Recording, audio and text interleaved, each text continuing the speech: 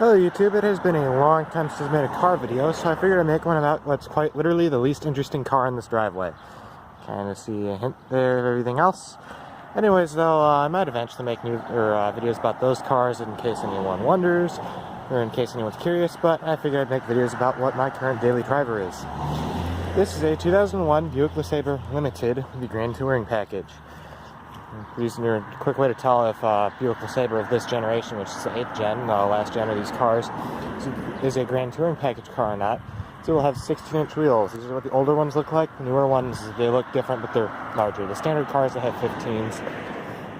It's also limited too, which is the, pretty much the top of the line LeSabre.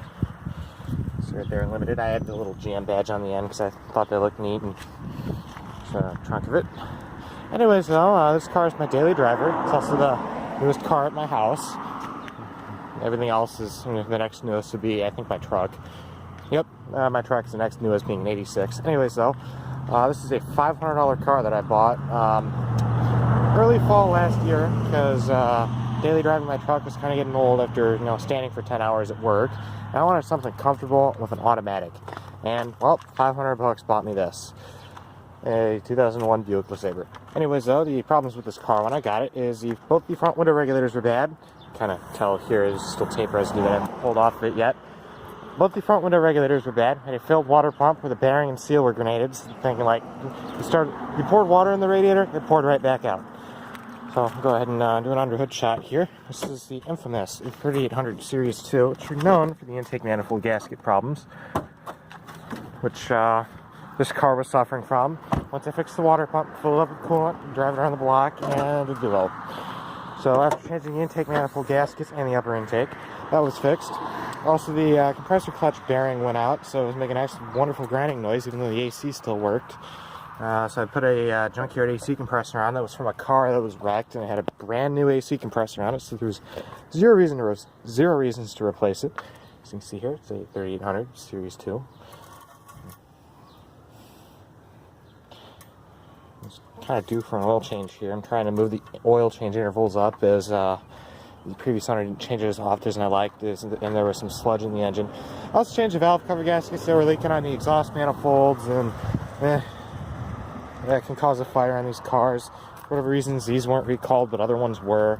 I also had to put tires on it. All but one of the tires were shot, so I put 3 cheap-ass tires on from Discount Tire. These are Century Touring tires. And I put like 6,000 miles on them so far. I just got them rotated, and they seem to be holding up fine for tires that were like, I think, $70 a piece. Also, previous owner put a K&N air filter in, which I'm not really the biggest fan of, but I mean, the car came with it, and it seems to work fine. I cleaned it because it was all dirty. I also changed the cabin filter as it was in pretty rough shape. Got a paint pen, touched up a few of the scratches, and there are a few rust spots where I want to buy some color matched paint and actually sand it and paint it. On the wheel arches here, there's a few little like rust bulbs and stuff starting, but I put fluid film in here to make sure this car doesn't rot. I live in Missouri now too. I figured I should mention that. That's why I have Missouri plates in my car instead of Michigan plates. It's also how I was able to get a $500 car with no rust. Up the trunk here, I actually do have the old water pump and a bunch of random shit in here. These are a pair of rubber floor mats the car came with. I also changed like the serpentine belt and stuff. The original is actually still good and in here. It's just the new one was not a bad idea as it was starting to look a little bit rough. This is the water pump that the car came with. I changed this in the guy's driveway. Spin it, you can see it's kind of seen better days, and you can kind of see it here. But the actual bearing in here is completely grenaded. Also, I grabbed a spare ignition control module from a lower mileage car. This is the original, and I changed all the coils for a set from a lower mileage car.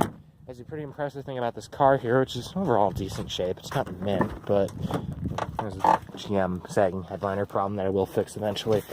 But this is a limited, so it has the leather interior, even though I think you could get them with cloth, the rear vents. Yeah, this is the wrong center console lid. I did not know that these had 2 different lengths.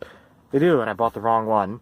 So this is the leather for the longer length center console, crudely hacked off for the shorter length one, because it was all worn through. I don't trust this car not to burst into flames, so I have a fire extinguisher, which is apparently empty. That's good, I guess. I guess I'll be buying a replacement fire extinguisher, even though I've never set this one off, but it is apparently low. That's great. Anyways, though, so this is what the inside of the car looks like. Sagging headliner with the GM headliner repair kit. Thumbtacks to hold it up, because if not, you cannot see behind you. I also need sun visors, and this part here is starting to fall. You see the mirror there. Also, the antenna doesn't work. I thought that that connector looked a little corroded. I went to go and pop it off the windshield, and it broke off the windshield. So, yeah, tried to fix the antenna, and it ended up making it worse. This car, as you can see, it doesn't actually have an antenna on the outside. It uses a rear glass, and the front glass is the antenna. You can actually see right here, this is part of the antenna, not the defroster. And actually, interestingly enough, this car had OnStar originally. However, they use the analog cellular network, and since this is an 01, they discontinued it. There's actually supposed to be a piece on the outside of the glass here for the antenna. You can actually kind of see the marking here. When they removed it, I guess they had this the OnStar system disabled from this car. But yeah, you can actually see here though, these are the various antennas, which don't work for whatever reason. The radio will barely pick up a station, or if you do, as soon as you go to drive around, it stops working. I've also had a replacement windshield put in. You check that number, it is a Oregon number. It's because this car actually started off its life in Oregon. It was bought from Springfield Buick in Oregon way back in 2001. Just a quick another view under the hood. So yeah, basically what happened is this car was bought in Oregon. I think it got handed down to one of the owner's sons, who moved to Missouri, somewhere in rural Missouri, and then eventually got sold to the person who I bought it from. They ran the thing into the ground. I bought it, almost ready to head to the junkyard, and saved it. So look at the dash here. I have to turn off the radio. See that does it. Thumbs up for you.